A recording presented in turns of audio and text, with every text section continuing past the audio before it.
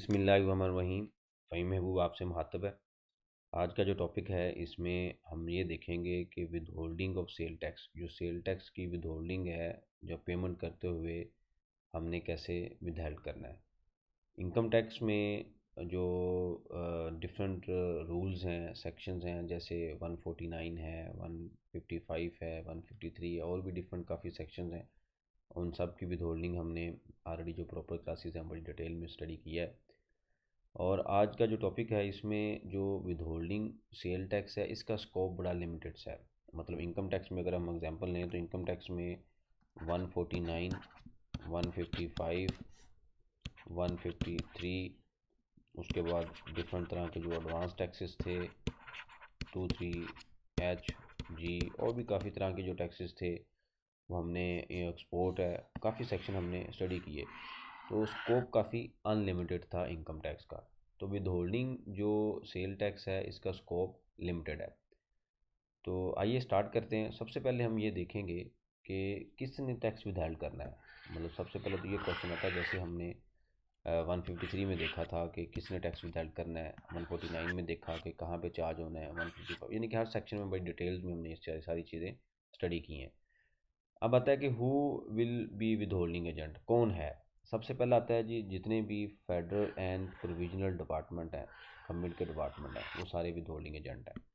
उसके बाद आता है जो नैब है, नेपरा है, जो यानी कि जो प्योर गवर्नमेंट डिपार्टमेंट है, ये प्रोविजनल है, फेडरल है, सेमी है, प्योर गवर्नमेंट डिपार्टमेंट है, सारे के सारे किस में सवाल करते हैं, विदहोल्डिंग एजेंट में। और जो पब्लिक सेक्टर, यानी कि पब्लिक सेक्टर से मुराद ये है कि पब्लिक लिमिटेड कंपनीज आ सकती हैं। और उसके बाद आता है companies as mentioned in the, अब कंपनी पब्लिक सेक्टर में बेसिकली ये तीन चीज़ें इसलिए हमने सेपरेट मेंशन की हैं कि कुछ केसेस में जो गवर्नमेंट के अदारे हैं वो फेडरल प्रोविजन में फॉल करते हैं, कुछ में ऑटोनमस बॉडीज़ में फॉल करते हैं, कुछ में वो प्योर पब्लिक सेक्टर है, जिनके जिनके FTN नंबर होते हैं, फ्री टैक्स नंबर। तो ये डिफरेंट तरह के, ये तीनों आप कह सकते हैं कि तीनों गवर्नमेंट के अदारे हैं। उसके बाद आता है companies as mentioned in the income, जो कंपनी की डेफिनेशन हमने ऑलरेडी स्टडी की है इनकम टैक्स ऑर्डिनेंस में। पब्लिक लिमिटेड भी हो सकती है और प्राइवेट भी हो सकती है, यानी कि पब्लिक लिमिटेड जो लिस्टेड है स्टॉक एक्सचेंज में, और प्राइवेट लिमिटेड। ठीक है, छोटा सा डिफरेंस है कि जो स्टॉक एक्सचेंज में लिस्टेड होती है कौन सी होती है, पब्लिक लिमिटेड। स्टॉक एक्सचेंज में जिसके जो शेयर है वो जनरल पब्लिक के लिए अवेलेबल होते हैं। उसके बाद था registered person making payment of advertisement services. अच्छा, एक चीज़ यहाँ पे इस दो चीज़ों को भी इग्नोर करें, अभी मैं आपको बताता हूँ। उसके बाद सातवां पॉइंट है trust NPO is a company as per, अगर तो कोई NGO है, NPO है, ट्रस्ट है, वो एज ए कंपनी रजिस्टर्ड है तो वो भी क्या हो जाएगी, विदहोल्डिंग एजेंट बाय डिफॉल्ट। ठीक है, अब ये जो दो पॉइंट है इसको हम स्टडी करते हैं कि ये क्या पॉइंट है। कि अच्छा, एक चीज़ आपने याद रखना है कि AOP एंड इंडिविजुअल ये विदहोल्डिंग एजेंट नहीं है। किस केस में, सेल टैक्स, जो सेल टैक्स की बात हो रही है, सारे लेक्चर में सेल टैक्स को देखेंगे, इनकम टैक्स की बात नहीं हो रही। इनकम टैक्स के रूल हम ऑलरेडी बड़ी डिटेल में पढ़ चुके हैं कि AOP एंड इंडिविजुअल के ऊपर अप्लाई होते हैं। अच्छा, ये जो विदहोल्डिंग एजेंट नहीं होंगे अदर देन टू केसेस, ये दो केस है, नंबर 1 केस, नंबर 2। वो क्या केस है कि अगर registered person making payment of advertisement services, registered person यानी कि अगर AOP या इंडिविजुअल है कंपनी, और जो अदर विदहोल्डिंग एजेंट है वो तो आएंगे, लेकिन रजिस्टर्ड पर्सन की भी बात कर दी गई है, यानी कि ये प्रोविजन कंपनी के ऊपर भी एप्लीकेबल होगी, पब्लिक और वो सेपरेट है। पब्लिक यानी कि रजिस्टर्ड पर्सन में कंपनी भी आ गया, AOP और इंडिविजुअल भी आ गया। ठीक है, and registered person making payment of advertisement services के अगर AOP या इंडिविजुअल वो रजिस्टर्ड है, रजिस्टर्ड से मुराद क्या है, जिनका STRN नंबर है, सेल टैक्स नंबर है। ठीक है, ये जो हमने ऑलरेडी एक लेक्चर देखा हुआ है कि what is the meaning of ATL, filer, non filer, ATL, जिनका नाम ATL में नहीं है, रजिस्टर्ड पर्सन का, तो मैं अभी उस चीज़ पे नहीं जा रहा, सिर्फ यहाँ पे ये भी बता रहा हूँ कि जिसका सेल टैक्स नंबर है, रजिस्टर्ड पर्सन की वो बात हो रही है। अगर कोई AOP या इंडिविजुअल जिसका सेल टैक्स नंबर है, अगर वो मार्केटिंग और ये एडवर्टाइजमेंट सर्विस की पेमेंट कर रहा है तो वो क्या करेगा, टैक्स को विदहेल्ड करेगा। ठीक हो गया। उसके बाद रजिस्टर्ड पर्सन परचेजिंग कैन मोलस, ये भी अगर दो कंडीशन यानी कि दोनों की अगर पेमेंट कर रहा होगा तो उसने क्या करना है, AOP और इंडिविजुअल ने टैक्स विदहेल्ड करना है। अदर देन दीज टू, जो भी पेमेंट्स होगी उसके ऊपर सेल टैक्स विदहेल्ड नहीं होगा। तो ये सबसे पहले हमने ये स्टडी कर लिया है कि भाई ये विदहोल्डिंग ऑफ सेल टैक्स किसके ऊपर अप्लाई होता है। तो ये हमने देखा है कि गवर्नमेंट बॉडीज़ हैं, कंपनीज़ हैं, एओपी एंड इंडिविजुअल है इन सर्टन केसेस, और जो ट्रस्ट हैं वो as per income tax ordinance registered है। अब हम आते हैं कि हमने ये देखना है कि रेट क्या है इसका। अच्छा जी, withholding of sale tax, ठीक है। सबसे पहले जो हमने पिछली जो स्क्रीन थी उसमें हमने ये देखा ये जो किसने टैक्स विदल्ड करना है। अब हम आते हैं कि जी जिसने टैक्स विदल्ड करना है उसने कैसे क्या रेट अप्लाई करना है। तो गवर्नमेंट के दो अदारे हैं, पहला पॉइंट आ गया, ठीक है। इस केस में अगर गवर्नमेंट डिपार्टमेंट परचेज कर रही है किससे, अनरजिस्टर्ड पर्सन से या इनएक्टिव टैक्स पेयर से, होल ऑफ जो 100% जो सेल टैक्स यानी whole of the sale tax applicable on gross value, ठीक है। ग्रॉस वैल्यू के ऊपर जो सेल टैक्स एप्लीकेबल होगा सारे के, यानी कि उसने अनरजिस्टर्ड से परचेज़ किया, उसने 1 लाख की इनवाइस कर दी है, तो अब आप क्या करेंगे इसके ऊपर जो जीएसटी है वो। अच्छा, इसमें एक चीज़ आपने याद रखनी है कि वैल्यू ऑफ टैक्सीबल सप्लाई का वर्ड यूज़ हुआ है, बड़ा इंपॉर्टेंट पॉइंट है, वैल्यू ऑफ टैक्सीबल सप्लाई। मतलब मैं एक अनरजिस्टर्ड पर्सन हूँ, मैंने गवर्नमेंट डिपार्टमेंट को 1 लाख रुपए की कोई चीज़ दी है, ठीक है। तो ये वैल्यू ऑफ टैक्सीबल सप्लाई है, ठीक है। अब गवर्नमेंट ये नहीं करेगी कि जनाब इसके ऊपर 17% एडिशनल चार्ज करके वो विदाउट, नहीं, ऐसा नहीं है। हम ये ज्यूम करेंगे इसके अंदर जीएसटी शामिल है, तो हम 1 लाख को डिवाइड कर देंगे 1/17 के ऊपर और 17% सेपरेट कर लेंगे, ठीक है। तो बाकी उसको रिमेनिंग जो होगा वो 1 लाख माइनस 17 जितनी भी अमाउंट बनती है 16 समथिंग रिमेनिंग उसको पे हो जाएगी। तो पॉइंट ये है कि जिस अमाउंट का आपके पास बिल आ रहा है उसको ज्यूम करना है कि वैल्यू ऑफ टैक्सीबल सप्लाई है। उसके बाद है registered person active tax payer. अगर कोई रजिस्टर्ड है और उसने 1 लाख की इन्वाइस की, ठीक है, और 17% जीएसटी चार्ज कर दिया है, तो 1,17,000 टोटल हो गया है। तो अब गवर्नमेंट क्या करेगी, इस 17 को डिवाइडेड बाई 5 कर देगा, और जैसे ही 5 होगा तो ये क्या होगा कि जो 20% अमाउंट बनती है वो विद हो जाएगी, ठीक है। अब इसके ऊपर सेपरेट मैं लेक्चर बनाऊंगा कि जो गवर्नमेंट के टेंडर हैं कैसे सबमिट करने हैं, किस तरीके से उसकी कॉस्टिंग करनी है, क्योंकि ये अमाउंट गवर्नमेंट आपके नाम पे, कुछ अदारे तो आपके एनटीएन में जमा करवा देते हैं, और कुछ जो अदारे हैं वो सीधा गवर्नमेंट को जमा करवाते हैं और आपको एक मेंशन कर देते हैं कि जी हमने जमा करवाया, लेकिन सेल टैक्स रिटर्न में आप तब तक क्लेम नहीं कर सकते जबकि आपके पास सीपीआर ना हो, आपके नाम पे जमा ना हुआ हो। इसके ऊपर सेपरेट एक लेक्चर बनाऊंगा कि किसको हमने कैसे हैंडल करना है। उसके बाद आता है जी, अगर जो कंपनी है, ठीक है, कंपनी क्या कर रही है, अनरजिस्टर्ड पर्सन से परचेज कर रही है और वो इनएक्टिव टैक्स पेयर है, यानी कि अनरजिस्टर्ड पर्सन है और इनएक्टिव है, तो इस केस में भी वैल्यू ऑफ टैक्सीबल सप्लाई का वर्ड, अगर पहला स्टेप ये देखते हैं कि अनरजिस्टर्ड है और इनएक्टिव है, ठीक है। मतलब ये कि अनरजिस्टर्ड है, उसका सिर्फ आईडी कार्ड नंबर है और वो फाइल शाइल नहीं है, सेल टैक्स में रजिस्टर्ड नहीं है, इनएक्टिव है, तो 5% ऑफ ग्रॉस वैल्यू, ये भी टैक्सीबल सप्लाई का वर्ड यूज़ हुआ है। तो हम क्या करेंगे, 1 lakh divided by 1/17 multiply by 17, जो फिगर ये आएगी 85,470, ठीक है। इसके ऊपर आप क्या करेंगे, 5% अप्लाई कर देंगे, जो कि फिगर 42 समथिंग बनती है, ठीक है। यानी कि वैल्यू ऑफ टैक्सीबल सप्लाई का वर्ड यूज़ हुआ है, तो ये इंक्लूडिंग टैक्स है, ठीक है। ये बड़ा केयरफुल आपने देखना है, ये कॉन्सेप्ट बड़ा इंपॉर्टेंट है। और नॉर्मली क्या होता है कि जी 1 लाख की वैल्यू है, उसके ऊपर 5% चार्ज कर लें तो 5,000 है, इन दोनों का डिफरेंस तकरीबन 700-800 रुपया एडिशनल आप गवर्नमेंट को पे करेंगे, ठीक है। तो जो फिगर आपके पास आ रही है आपने ज्यूम करना है, इसके अंदर जीएसटी शामिल है, उसको रिवर्स बैक करना है, और वैल्यू ऑफ टैक्सीबल सप्लाई यानी कि टैक्सीबल सप्लाई की क्या वैल्यू है उसके ऊपर आप 5% चार्ज कर लें। ये वैल्यू ऑफ टैक्सीबल सप्लाई नहीं है, ये इंक्लूडिंग टैक्सीबल है, टैक्स है, ठीक है।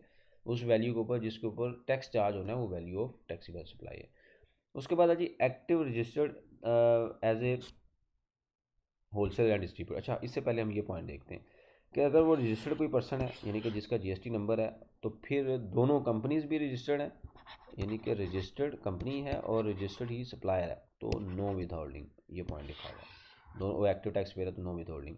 अगर वो इनएक्टिव है, ये भी हो सकता है किसी वजह से वो इनएक्टिव हो गया, उसने अपनी रिटर्न फाइल नहीं की है, वो रजिस्टर्ड यानी कि उसका सेल टैक्स नंबर है, मेरा सेल टैक्स नंबर है, लेकिन मैंने किसी वजह से रिटर्न फाइल नहीं की, मेरा जो स्टेटस है वो सस्पेंडेड आ रहा है, इनएक्टिव आ रहा है, तो फिर आप क्या करेंगे, अगर 1 लाख की इनवाइस है, 17% मैंने आपको चार्ज किया है, एक 17 टोटल है, तो आप क्या करेंगे 17 का 1/5 यानी कि 20% जो 17 की अमाउंट होगी वो भी हेल्प कर लेंगे और जमा करवा के मेरा मुझे CPR दे देंगे। ठीक है, अब आता है पॉइंट यहाँ पे। क्या होगा कि जो अगर तो जो होलसेलर डिस्ट्रीब्यूटर या डीलर सप्लाई दे रहा है और वो रजिस्टर्ड है, एक्टिव टैक्स पेयर में आ रहा है। एक्टिव टैक्स पेयर में बात हो रही है कि सेल टैक्स में भी उसका नंबर है और इनकम टैक्स में भी उसका नाम एक्टिव है, तो फिर क्या होगा उसके ऊपर नो विद होल्डिंग, जैसे ये रूल है। लेकिन अगर कंपनी को सप्लाई दे रहा है कौन, होलसेलर, डीलर या डिस्ट्रीब्यूटर, तो फिर क्या होगा इस 17,000 को, यानी कि ये जो 17,000 है इसका डिवाइडेड बाय आप 10 कर लेंगे, यानी कि 1/10। ठीक है, जैसे हमने माइनर सा डिफरेंस देखा है, अगर कंपनी को सर्विसेज दे रही, सप्लाई दे रही है, तो फिर क्या होगा 1/5 अगर वो इनएक्टिव है। लेकिन अगर होलसेलर, डीलर या डिस्ट्रीब्यूटर सप्लाई दे रहा है कंपनी को, ये तो फिर क्या होगा 1/10। ठीक है, तो ये आपने दो रूल याद रखने हैं, माइनर सा डिफरेंस। अब ये सवाल आता है कि आप कैसे पता चलेगा, तो उसकी principal business activity online NTN inquiry पे जाके देखें कि वो एज ए किस तरह रजिस्टर्ड है, PVT कंपनी है या होलसेलर है, डीलर है, डिस्ट्रीब्यूटर है। तो और इनएक्टिव है तो 1/10, अगर वो कंपनी है इनएक्टिव है तो 1/5। इस तरीके से फिंगर टिप से आप रूल को याद रख सकते हैं। तो ये भाई साहब हमने कुछ चीज़ें हैं हमने डिटेल से हमने स्टडी कर ली है, ये मेरे ख्याल में अब आपको क्लियर होनी चाहिए। अगर आपको डबल एंट्रीज में कोई इशू आता है, रिकॉर्डिंग में इशू आता है, तो आप मेंशन करें, मैं उसका रिप्लाई करूँगा। अगर फिर भी हमें नहीं क्लियर होगा तो उसके ऊपर मैं जो हमने ट्रांजेक्शन ये सारी की हैं इसके ऊपर हर स्टेप के ऊपर कैसे डबल एंट्री करनी है, कैसे रिकॉर्डिंग करनी है सिस्टम में, ताकि हमारा डाटा जो है वो रिकनसाइल है, उसके ऊपर भी हम लेक्चर बना लेंगे। अच्छा जी, अब हम आते हैं कि ये तो हमने स्टडी कर लिया कि पहले किसने विदहेल्ड करना है, किस रेट के मुताबिक करना है। अब हम आते हैं जी कौन सी एक्सक्लूजन है, यानी कि कौन सी ऐसी नेचर ऑफ बिजनेस हैं, ऐसी पार्टीज़ हैं जिसके ऊपर टैक्स नहीं है, उसके ऊपर आते हैं। तो ये आपके सामने कुछ बिजनेस हैं जो मैंने अभी आपको सामने शो किए हैं। इसको मैं पावर वाइट बोर्ड पे ओपन कर लूँ।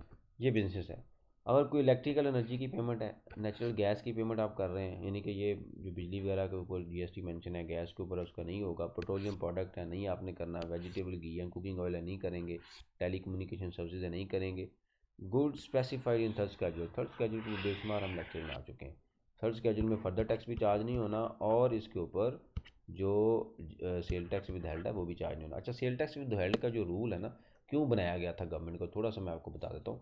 वो इस वजह से बनाया गया था कि अगर पार्टी ए पार्टी बी को चीज़ें सेल कर रहा है तो दोनों टैक्स, ये कुछ इसको चार्ज करे और ये कुछ इसका डिडक्ट करे, तो दोनों ये भी अपनी पूरी परचेज, फॉर एग्जांपल 1 लाख की परचेज है इसने की है और ये इसकी 1 लाख की सेल है, तो दोनों गवर्नमेंट के पास दोनों चीज़ें रिकनसाइल रहें। तो इसलिए गवर्नमेंट ने इन दोनों पार्टी ए और पार्टी बी को आपस में फाइटिंग करवा दी इसकी कि भाई आप आपस में लड़ें, आप उसका टैक्स विद करें, वो उसका विद करें, ताकि मेरे तक जो चीज़ें पहुँचे वो रिफाइन होकर पहुँचे। तो ये गवर्नमेंट की छोटी सी स्ट्रैटी है जिसको 2 वे स्ट्रैटी बोला जाता है, जो टैक्सेशन सिस्टम में इंटरनेशनली भी फॉलो किया जाता है।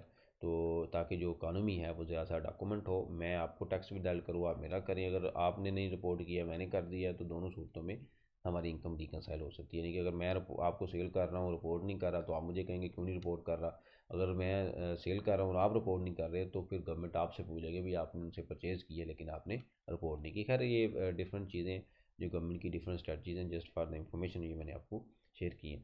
उसके बाद आता है supply made by the importer. अच्छा, इम्पोर्टर जो है वो वैल्यू एडिशन पे हमने ऑलरेडी देखा है कि वो 17% तो एक टैक्स दे देता है और 3% फिर एक एडिशनल टैक्स दे देता है, यानी कि ये वैल्यू एडिशन। अच्छा, ये थोड़ा सा कॉन्सेप्ट है, इम्पोर्ट के लेक्चर में हम इसको स्टडी करेंगे। RD वैसे के लेक्चर अवेलेबल है जो हमने ऑलरेडी स्टडी भी किया हुआ है। तो इसमें जो 3% हमने स्टडी किया था वो ये था कि जी एडिशनल जो सेल टैक्स है वो पे किया जाता है। एडिशनल सेल टैक्स कैसे होता है, बस ये एक रूल है, इसमें मैं अब नहीं जा रहा क्योंकि हमने इंपोर्ट के लेक्चर में ऑलरेडी बड़ी डिटेल से चीज़ें स्टडी कर ली हैं। तो अगर कोई इंपोर्टर है और वो आपको लिख के दे रहा है, अंडरटेकिंग दे रहा है कि जी मैं इंपोर्टर हूँ, तो फिर भी आपने टैक्स विदाल्ड नहीं करना। Supply made by an active tax payer define. अच्छा, ये वो हमने पॉइंट देख लिया है कि अगर एक्टिव टैक्स पेयर है, मैं पार्टी ए भी एक्टिव टैक्स पेयर लिस्ट में, एक्टिव टैक्स पेयर में दोनों चीज़ें हैं, इनकम टैक्स भी आएगा, सेल टैक्स भी आएगा, यानी कि एक्टिव होना चाहिए दोनों चीज़ों में। उसके बाद पार्टी बी का भी ये स्टेटस है तो फिर टैक्स विदाल्ड नहीं होगा। सप्लाई ऑफ सैंड स्टोन, ये जो कुछ चीज़ें हैं अगर ये हम दे रहे हैं तो इसके ऊपर भी सेल टैक्स विदाल्ड नहीं होगा। तो ये कुछ एक्सक्लूजन थी जो हमने दो शीटों में, पिछले दो चीज़ों में देखा है, किसमें किसने विदाल्ड करना है, किसने कैसे चार्ज करना है, क्या रेट है। और उसके अलावा कुछ ऐसी चीज़ें हैं अगर आप वो परचेज़ कर रहे हैं या उसकी पेमेंट कर रहे हैं तो फिर आपने टैक्स विदाल्ड नहीं करना। तो ये एक सिंपल सा कॉन्सेप्ट था विद होल्डिंग और सेल टैक्स का, बड़ा लिमिटेड सा स्कोप है। तो मुझे उम्मीद है इंशाल्लाह आपको समझ आ गई होगी और इसको लाजमी अप्लाई करें। और ये कब टेस्ट होता है, अब सवाल ये पैदा होता है कि जी जो विदहेल्ड आपने करना है, फॉर एग्जांपल आपने 10,000 रुपया विदहेल्ड करना है, कैसे पे करना है, ठीक है। तो नॉर्मली इसको सेल टैक्स रिटर्न के साथ पे कर लिया जाता है। सेल टैक्स रिटर्न के अंदर लेट से ये आपका सेल टैक्स विद होल्डिंग का चलान बनता है और एक आपकी नॉर्मल सेल टैक्स लाइबिलिटी है, फॉर एग्जांपल वो है 50,000। तो आप दो चलान बना लें, एक विद होल्डिंग का 10,000 का, एक नॉर्मल सेल टैक्स लाइबिलिटी का। तो विद होल्डिंग जो सेल टैक्स विद हेल्ड है वो भी एक रिटर्न के अंदर कॉलम आ रहा होता है, वहीं पे आप उसको शो कर दें और पार्टी वाइज उसको शो करें और उसके बाद टोटल आपकी लाइबिलिटी होगी वो 60,000 हो जाएगा। ठीक है। अब जो 90% और 10% वाला रूल है उसमें रिटर्न के अंदर 50,000 के ऊपर अप्लाई होगा, 10,000 के ऊपर अप्लाई नहीं होगा। मतलब इसमें से इसका 50,000 का 90% जस्ट हो सकता है इनपुट के अगेंस्ट, लेकिन जो 10,000 में स्टेट वे पे होगा जैसे फर्दर टैक्स पे होता है। तो ये कुछ बेसिक सी चीज़ें थी जो हमने स्टडी की हैं। और इसमें अगर कोई क्वेश्चन हो कमेंट्स बॉक्स में मेंशन करें। और अगर आपने प्रॉपर क्लासेस लेनी है तो मेरा नंबर मेंशन है, वहाँ पे आप कॉल या व्हाट्सएप कर सकते हैं। Thank you very much.